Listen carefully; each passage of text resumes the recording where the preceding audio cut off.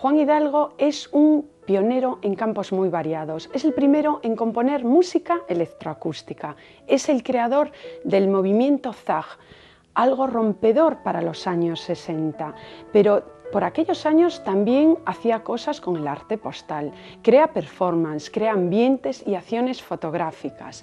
Es músico y hace poesía objetual. Pero lo más importante de él, a pesar de tanto reconocimiento, es su humildad. A través de un cuestionario express vamos a saber más datos de su personalidad.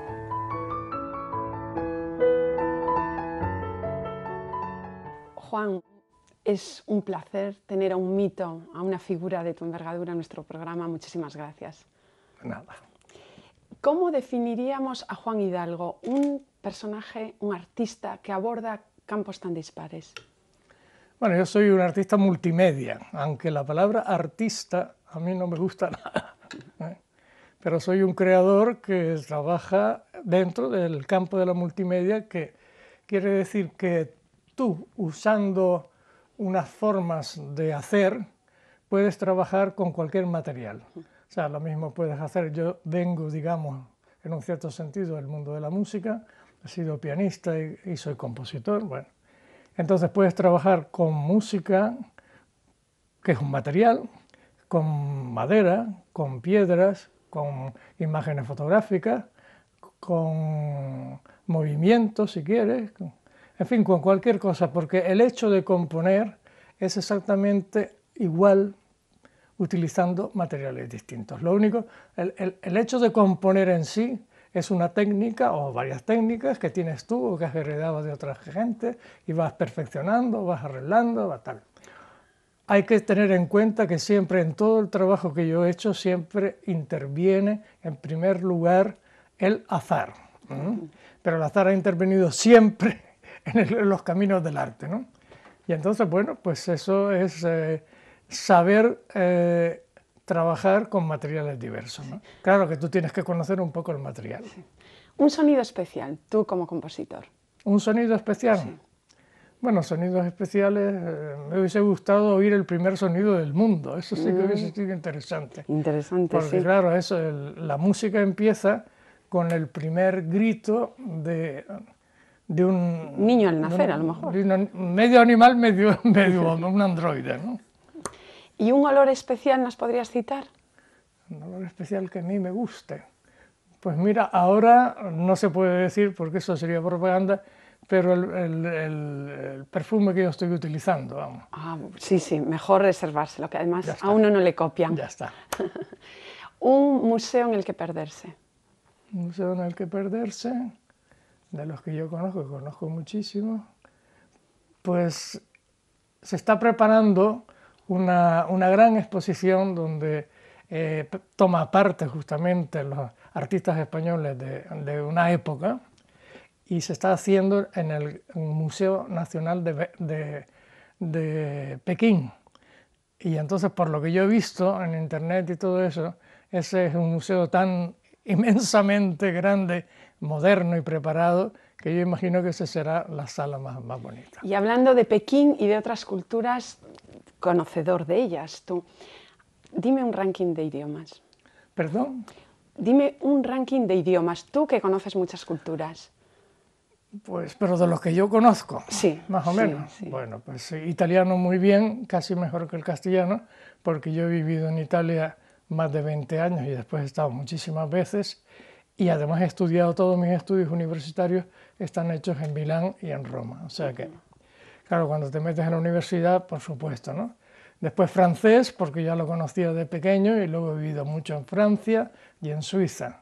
Inglés, hay momentos en que lo he hablado y bueno, escribirlo lo escribo bastante bien y lo he hablado muy bien, pero desde hace años yo no lo practico tanto, pero vamos, algo sé, no quedó mal, me puedo defender muy bien.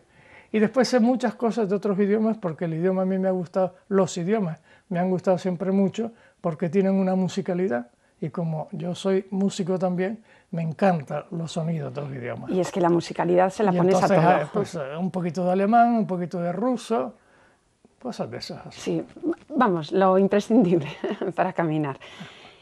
¿A qué asocias nuestra tierra? ¿Perdóname? ¿A qué asocias nuestra tierra?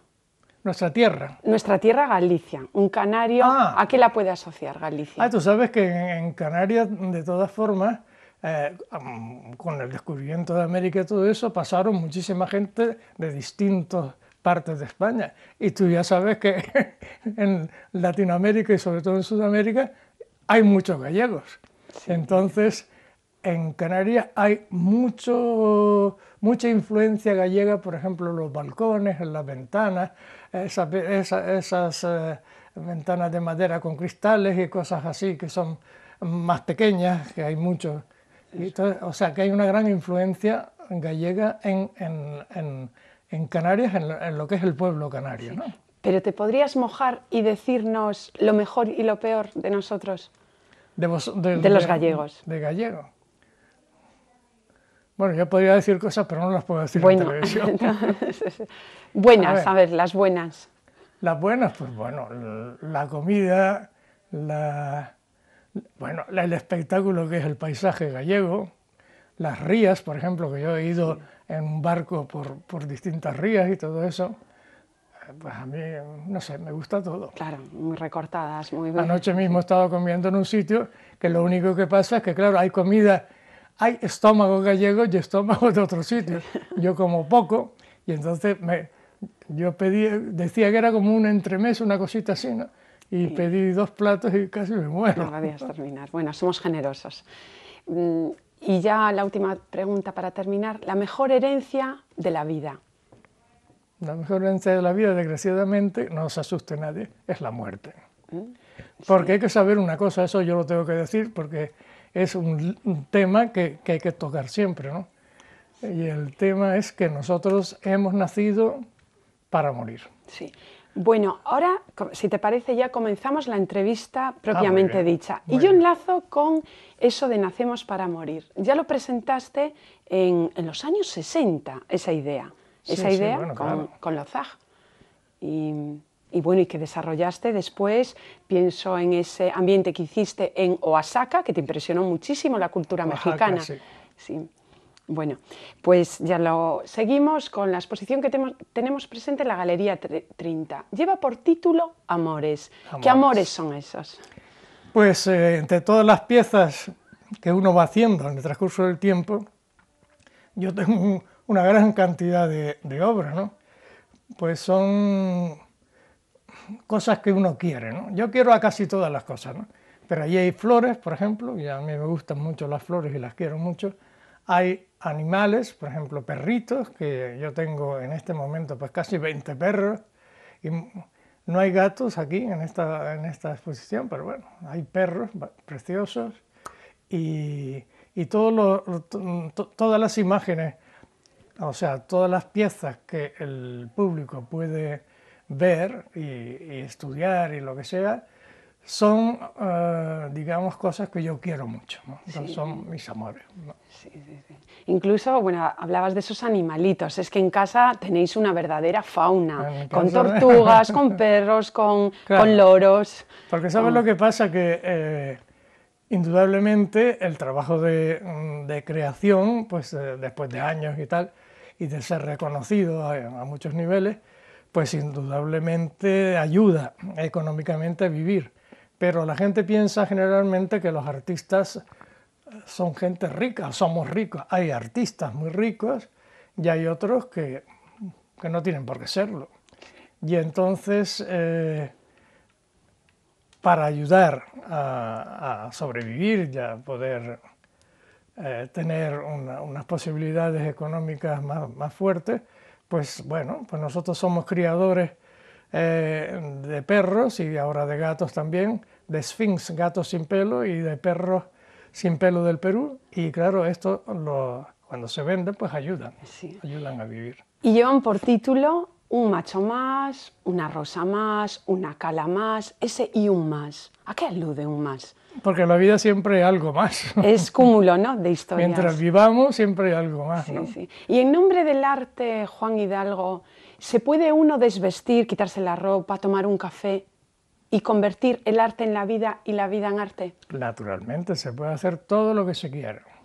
Todo está permitido. Y de hecho, él lo ha hecho, es un pionero, un revolucionario, porque ¿qué suponía mantener aquellas acciones ZAG en un momento metidos en el franquismo en los años 60 y 70? Ya, claro, bueno, pero yo creo que en la vida todos nosotros vamos por un camino, y este camino pues a veces está un poco complejo y hay que abrirse paso, ¿no? Entonces hay que abrirse paso, y la cuestión creativa, o lo que se llama arte, justamente hace que tú progreses en un discurso, porque claro, el arte lleva consigo que el creador tiene su discurso, cada creador tiene el suyo, por eso hay tantos artistas y tan diferentes unos de otros, ¿no? Y entonces dentro de tu camino tú tienes que progresar y que ir adelante y que luchar contra las cosas, no solamente dentro de lo que sea la visualización o la sonorización del arte, sino también contra situaciones pues, políticas, porque el arte también es político, políticas que impidan avanzar, políticas o religiosas, que también es muy peligroso. Las religiones son muy peligrosas, porque además están montadas en una base completamente falsa, no existe nada de lo que ellos dicen. Y entonces tienes que luchar para seguir adelante y abrir un camino que luego sirve para otros, porque claro, por eso nacemos para morir, porque después de la muerte de un ser viene otro ser, a lo mejor sigue por el camino tuyo, pero va más lejos, va más lejos, va más lejos, y así se va llegando pues al máximo, que no sé lo que durará el mundo, porque el mundo puede tener muchos cataclismas o cosas que tal, pero bueno, mientras dure. Sí, sí. Abriendo caminos, hay muchos seguidores, muchos que siguen tus líneas, tus pautas. Y hoy concedidos Premio Nacional de Artes Plásticas. Nosotros nos preguntamos, tantas veces nominado al premio, ¿por qué piensas que tu obra tardó tanto en reconocerse y por qué todavía no es asimilada ampliamente por la mayoría del público? Hombre, hay un dicho que dice, si la envidia fuera tiña, muchos tiñosos habría. Sí, la envidia es Entonces nuestro yo no mal. quiero que haya tantos tiñosos. Sí, es el mal español. Lo que pasa, bueno, el mal español yo creo que también en otros lados, ¿no? Según, ¿no? Pero los españoles tienen un poquillo de... ¿Sabes lo que pasa? Que yo siendo canario, para mucha gente a lo mejor no me consideran tan español como un madrileño o un extremeño o algo por el estilo, ¿no? Y entonces eso es una. Pero otra es también que, claro, hay artistas de todo tipo, excelsos, o sea, muy creativos, y otros que lo son menos, pero que quieren aparentar por lo menos que son tan creativos. Entonces el que va por su camino tranquilo y es un buen creativo, pues da un poquito de envidia al que en el fondo sabe que no es tanto y que no va a llegar a lo que llegan los demás. Entonces eso... Tú has llegado y muy lejos, como bien has dicho, súper reconocido, con otros premios muy importantes. Es un creador, y en concreto de algo muy puntual que se llama el ZAG, composiciones ZAG. Cuenta al espectador en qué consistían esos espectáculos. Bueno, pues en un cierto momento Walter Marchetti y yo vinimos de Italia a España, porque teníamos una cantidad de amigos artistas que querían que produjésemos obra en España justamente para conocer una forma un camino que en España no se seguía en ese momento todavía, y venía de Italia, de Centro Europa y todo esto, ¿no? Y de Estados Unidos, claro. Porque hay que decir que uno de mis maestros, las personas que, claro, yo también he seguido caminos que han sido empezados a trazar o trazados por otras personas, ¿no? Como por ejemplo John Cage, que es un artista norteamericano fabuloso, y al que se le debe un gran cambio en el camino del arte y tal igual. Marcel Duchamp también, ¿no? Si no perdemos mucho tiempo. Sí, la herencia de Duchamp. Claro, exactamente. Duchamp sería mi abuelo y John Cage mi padre, ¿no? Que eso es verdad, porque con Cage yo tuve una relación de padre a hijo, ¿no? De una cierta manera. Bueno, y entonces pues por ahí van los caminos, etcétera, etcétera. Bueno, y algo que nació en los años 60, pero decidisteis terminarlo con una gran exposición en el Reina Sofía, Sí, pero claro. Todavía decidisteis clausurarlo. Bueno, Zag, como decíamos, yo me he ido un poco por las influencias solo, pero después éramos un grupo de gente, poco al principio, o sea, Walter Marchetti y yo, y después en España pues conocimos otros artistas que se unieron un poco a nosotros. Esther Ferrer. Esther Ferrer. Esther Ferrer sí, más tarde, sí. Sí. Pero yo estoy hablando del principio, del núcleo, ¿no? Y entonces estaba Ramón Barce, éramos realmente Walter Marchetti y yo, y hablamos con Ramón Barce, que era músico en ese momento y profesor de universidad y tal y cual.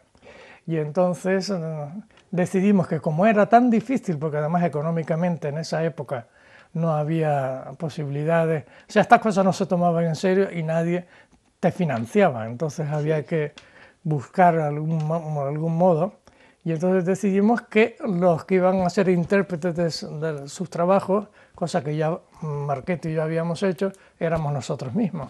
Y entonces hicimos un primer concierto, un primer espectáculo, presentando Zag, ¿no? Entonces, claro, al ser tres personas que iban a trabajar juntas, teníamos que buscar un nombre para que no confundiesen con la música, porque siendo los tres músicos, pues no pensasen que eran conciertos de música, que no queríamos tampoco referirnos a nada concreto, y entonces empezamos a pensar, y dijimos, bueno, un monosílabo, que es una cosa muy fácil de recordar, pero que siendo monosílabos no tenga esto, como se llama, ningún significado. Sí, sí. Y entonces pues apareció Zag. Que bueno, de todas formas es un poquito español, ¿no? La Z, la A, aunque en la lengua española la vocal que más se usa es la E, pero bueno, Zag. Y luego la J, pues, la bailamos todo. Sí. Y la ñ también te ha dado juego. La ñ para crear esta larguísima serie de pianos. Sí. Pianos de toda índole, republicanos. Es muy bonito, una anécdota, que espero que no se ofenda a nadie. Y además no se va a ofender, al contrario. No. Yo tengo un piano que va a estar que no está ahora aquí, porque está en una exposición grande en Canarias que terminaba un ciclo. Y ese piano se llama piano español con ñ, lo que quiere decir que tiene la bandera española y una ñ grande puesta sobre el amarillo, ¿no? Sí. Bueno. Y entonces ese piano es una propiedad de un museo de Lanzarote, del MIAC, que es el Museo de Arte Contemporáneo que tienen en Lanzarote. Y dio la casualidad que nuestros reyes hicieron una visita a Lanzarote y fueron a visitar el museo. Y entonces la directora del museo, pues entre otras cosas, les enseñó el piano. A la reina esas cosas le gustan mucho y al rey no sé, pero también supongo. Y además para hacerles una foto o algo por el estilo. Y el rey, que es muy listo y muy observador, estaba mirando y dice, pero esta ñ no es negra, es que la ñ es violeta. Y entonces, claro, eso inducía a que fuese un aviso o una señal de la bandera republicana, ¿no? Entonces él se dio cuenta enseguida. Ahora hablabas del violeta. ¿Cuánto significado tiene en toda tu trayectoria artística, al punto de que ahora la galería la has convertido, el ambiente has creado en tono totalmente violeta? Un ambiente liláceo, no violeta oscuro, pero bueno, pero sí, dentro de la gama de los violetas. Bueno, pues a mí me gustan, los colores me gustan mucho, ya verás. Mucho colorido en toda la exposición. Si tú vienes mañana a la inauguración de la exposición, que espero verte, ¿no? Sí, pero pues entonces ya verás esto de las rosa rosé, ¿no? Que son 7 fotografías de un ramo de rosas, pues ya verás la cantidad de colores que tiene. Tiene un verde muy bonito, un azul muy bonito, tiene naturalmente rojo, amarillo fuerte, violeta, O sea, tiene una cantidad de... A mí es que me encantan los colores. Sí, sí, sí. Yo Al punto que también cuando creas los ambientes, esos ambientes que haces unas cajas producidas por la propia galería con sustancias naturales, sí, sí, minerales, también llevan el verde, el amarillo, claro, el rojo, eso porque blanco. Esa pieza se refiere a una situación de lo que fue la China clásica, ¿no? Entonces hay el punto central está en amarillo, dorado, amarillo, que en aquella época significaba el emperador, que el emperador era amarillo y vestía siempre de sedas amarillas fantásticas, porque el amarillo es el sol, es la luz solar, ¿no? Y entonces el emperador tenía que estar protegido, es como ahora que van los Obama o quien sea, o los españoles con todos los guardianes, ¿no? Sí, sí. Pues tenía que estar protegido, y entonces alrededor de él había 4 dragones, el dragón verde, el dragón rojo, el dragón blanco y el dragón negro. Y estos 4 dragones siempre significan en China muchas más cosas. El verde es la primavera, el rojo es el verano, el blanco es el otoño y el negro es el invierno. O el verde es esto, ¿cómo se llama? Los puntos cardinales. Los puntos cardinales. Claro, los puntos cardinales, etc. No vamos a perder el tiempo, ¿no? Sí, bueno, ya llevamos, por cierto, mucho tiempo y es hora que demos paso a una persona que conoce tu vida y conoce tu obra y muchas veces ha sido comisario de ella. Él es Carlos Astiárraga. A ver lo que nos comenta. Vamos a ver qué puedo decir sobre Juan en un minuto que me dais. De las muchas cosas que se podrían decir de él, yo destacaría la forma de mirar. La forma de mirar que él tiene cuando se acerca a sus obras, a sus objetos y tal, y cómo nos enseña a los espectadores, por decirlo de alguna forma, acercarnos a los objetos que él elige, ¿no? Una rosa, un animal, una botella, cualquier objeto que parece nimio, visto a través de los ojos de este artista peculiar, cobran una dimensión poética que uno no podía ni sospechar. Pienso que es una de las facetas más interesantes de su obra en cuanto a sus obras plásticas, porque estamos hablando de un creador, porque a la palabra artista no le gusta mucho, de un creador al que tiene muchos lenguajes, ha tocado muchos tipos de lenguajes y gramáticas, ¿no? Desde el musical en el que empezó, con sus obras o sus composiciones musicales, hasta su obra performática y accionista, como la música-acción, los textos poéticos, sus etcéteras, sus famosos etcéteras, y luego sus acciones fotográficas, en soporte fotográfico, y sus objetos. De todas esas variedades, pues siempre hay un nexo común, que es esa, la forma de mirar, de seleccionar los objetos y de acercarse a ellos. También cómo afronta temas con muchísima naturalidad, como la sexualidad, que hoy en día ya se aborda mucho, el desnudo, sobre todo el masculino, que hoy en día es más normal, pero estamos hablando de piezas de finales de los años 60, donde era un auténtico tabú, y sin embargo, pues él abrió ese camino, ¿no? Junto con muy pocos otros artistas. Resumiendo, y una característica que quiero destacar es que yo, que tengo la fortuna de conocerle en persona desde hace ya 20 años, es la coherencia y la impresionante coherencia que hay entre su obra y su vida, ¿no? Pienso que una de sus piezas o de sus obras es su propia vida. Es lo mismo, ¿no? Es muy difícil distinguir una cosa de la otra. Bueno, mira qué sorpresa. A mí me ha encantado la aportación de Juan, porque nosotros, que nos hemos ido un poquito por las ramas, que nos hemos extendido, ha sintetizado una serie de puntos claves, ¿no te parece, de tu trabajo? Sí. Por ejemplo, el tema sexual. Ah, bueno, es verdad. Bueno, yo he trabajado bastante también en las acciones fotográficas con imágenes de sexo, ¿no? Porque a mí me parece que la sexualidad es muy importante en nosotros, en el ser humano, ¿no? Y bueno, pues sobre todo en un cierto momento me interesó mucho, bueno, hay las primeras series, hombre y mujer, ¿no? Entonces separados. Pero luego lo que me di cuenta es que lo que le molestaba a la gente, por ejemplo, a una mujer, aunque sea a trozos o viendo pues el pecho, el sexo, lo que sea, pues no molestaba a nadie, o las nalgas o lo que sea, ¿no?